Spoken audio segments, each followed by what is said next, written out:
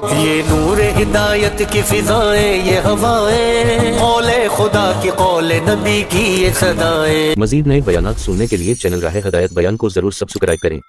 ونعوذ باللہ من شرور انفسنا ومن سیئات اعمالنا، من یهده اللہ فلا مضل له ومن یضلل فلا هادی له، ونشهد أن لا إله إلا الله ونشهد أن محمدا عبده ورسوله.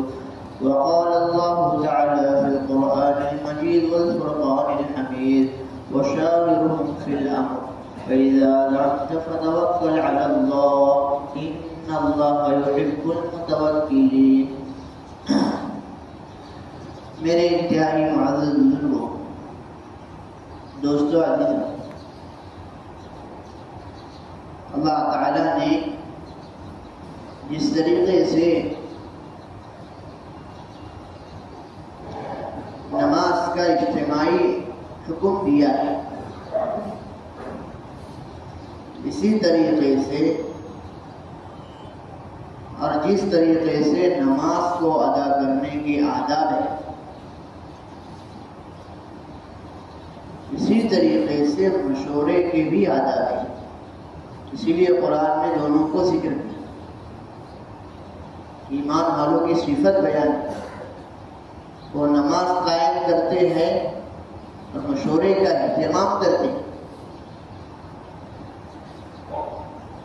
دعوت کے اندر مشورے کا وہ مقام ہے جو مقام اسلام کے اندر نماز کا ہے۔ جس کی نماز نہیں اس کا کوئی دین نہیں، جو نماز کو قائم نہ کرے وہ دین کو قائم نہیں کرے گا۔ اسی طریقے سے جو مشورے کو قائم، جس کا مشورہ نہیں اس کی تبلیغ نہیں۔ اسی لیے جس طریقے سے امام کو نماز میں لقمہ دینے کا احترام ہے، اسی طریقے سے مشورے میں امیر کو رائے دینے کا بھی اہتمام ہے۔ کوئی نہیں ملے گا ساری مسجد کے اندر کہ امام صاحب سے غلطی ہوئی ہے اور امام صاحب کو لقمہ دے، امام صاحب کی مرضی ہے، لقمہ لے لے یا لقمہ نہ لے۔ کوئی یہ نہیں کہے گا کہ مجھ سے امام صاحب نے لقمہ نہیں لیا تو میں اس کی نماز میں شریک نہیں ہوتا۔ اسی طریقے سے کسی کو یہ بات کہنے کی بالکل گنجائش نہیں ہے کہ ذمہ دار نے میری بات نہیں مانی ہے، میں تو دوسری رائے قائم کر لوں یا مشورے سے الگ ہو جاؤں۔ حضور اکرم صلی اللہ علیہ وسلم کے زمانے میں حضرات صحابہ اہتمام کے ساتھ اس کا اہتمام کیا کرتے تھے، رائے دینے کا بھی وہی اہتمام۔ اللہ کے نبی صلی اللہ علیہ وسلم کے درمیان حضرت ابوبکر صدیق بیٹھے، حضرت عمر رضی اللہ عنہ بیٹھے، کسی مسئلے کے اوپر بات چھڑ گئی، دونوں میں سے ایک دوسرے کی آواز اللہ کے نبی صلی اللہ علیہ وسلم کے سامنے بلند ہو گئی۔ فوراً جبرائیل آیت لے کر آئے کہ اپنی آواز کو اللہ کے نبی کے سامنے بلند نہ کرو ورنہ اللہ ساری زندگی بھر کے اعمال کو ضائع کر دے گا۔ یعنی جو حکم حضور اکرم صلی اللہ علیہ وسلم کے سامنے حضرات صحابہ کو بات کرنے کا تھا، اسی لیے حضرت عمر رضی اللہ عنہ اتنی دھیمی آواز سے اللہ کے نبی صلی اللہ علیہ وسلم کو رائے دینے لگے کہ اللہ کے نبی صلی اللہ علیہ وسلم کو پوچھنا پڑا کہ عمر آپ کیا چاہتے ہیں۔ اسی لیے بزرگ عزیزو، اپنے امیر کو بھی رائے دینے کا اہتمام ہے۔ جس رائے پر رائے تو مختلف ہوگی لیکن ساری رائے کو ایک بنانے کے لیے اپنے ذمہ دار کا فیصلہ ہوگا، اس کے بعد کوئی دوسرا فیصلہ قائم کرنے والا ایمان والا تو نہیں ہو سکتا، منافق ضرور ہو سکتا ہے۔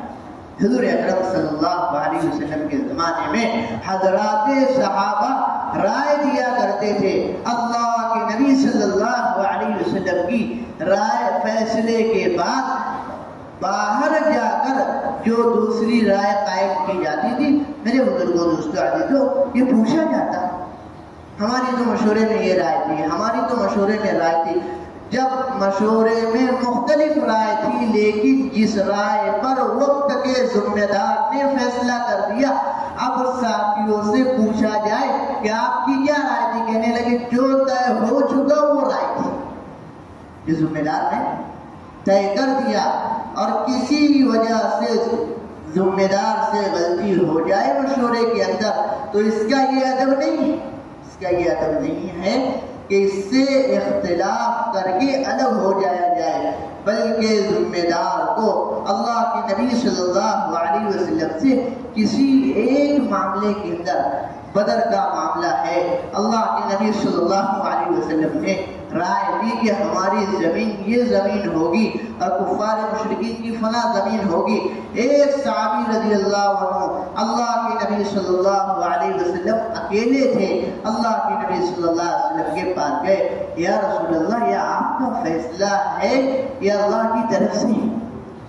اللہ کے نبی صلی اللہ علیہ وسلم نے کہا کہ اس لیے یہ میرا فیصلہ ہے اللہ کی طرف سے، تو اس پر کوئی بات نہیں ہے۔ پھر کہنے لگے اللہ کے نبی صلی اللہ علیہ وسلم کتنا اچھا ہوتا کہ یہ جو نرم زمین ہے یہ زمین ہماری ہو جاتی، یہ پانی والی زمین ہماری ہو جاتی، ہمارے سارے اعمال یہاں قائم کیے جاتے تاکہ آنے والے مشرکین کو ہمارے اعمال سے وہ لوگ متاثر ہو کر بھی جاتے اور ہماری زمین پر آ کر وہ پانی بھی پیتے، جس کے ذریعے ہم انہیں دعوت دیتے۔ تو اللہ کے نبی صلی اللہ علیہ وسلم نے اس ایک ساتھی کی رائے پر اپنا فیصلہ بدل دیا۔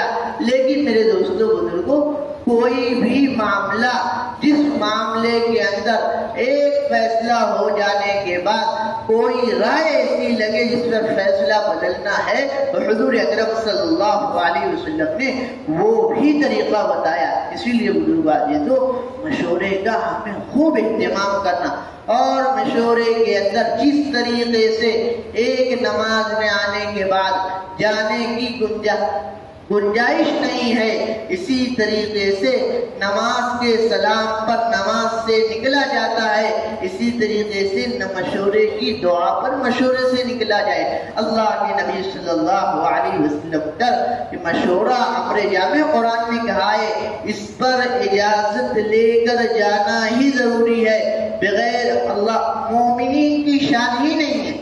قرآن نے بیان کیا کہ مومنین کی شان نہیں ہے کہ وہ مشورہ ہو اور اس کی اجازت لے کر جائیں، بلکہ بغیر اجازت منافقین جاتے تھے مشورے سے اٹھ کر۔ میرے بزرگوں، دوستوں، عزیزوں، اور ہر ساتھی کام کے اعتبار سے رائے دے۔ اسی لیے حضرت فرما رہے تھے کہ جو عملہ مشورے کے اندر جتنی قربانی دے کر آئے گا، جو عملہ مشورے کے اندر جتنی قربانی دے کر آئے گا، اللہ تعالیٰ براہ راست اس پر اپنی راہوں کو الہام کریں گے۔ میرے محترم بھائیوں، بزرگوں، عزیزوں، بڑے سے بڑے تقاضے پر جس طریقے سے بڑے آزاد کے ہونے کے اوپر ہر چیز کا چھوڑنا ضروری ہے، اسی طریقے سے مشورے کی آواز پر اور امیر کی آواز پر ساری چیزوں کو قربان کر آنا ضروری ہے، تاکہ ان ساری چیزوں کا ہم اہتمام کریں۔ میرے پیارے بھائیوں، بزرگوں، ہمارا کام جتنا صحابہ اور صحابہ کے طریقے سے میل کھائے گا اتنا ہمارا کام مضبوط ہوگا۔ اسی لیے انشاءاللہ سب ساتھی اہتمام کریں گے۔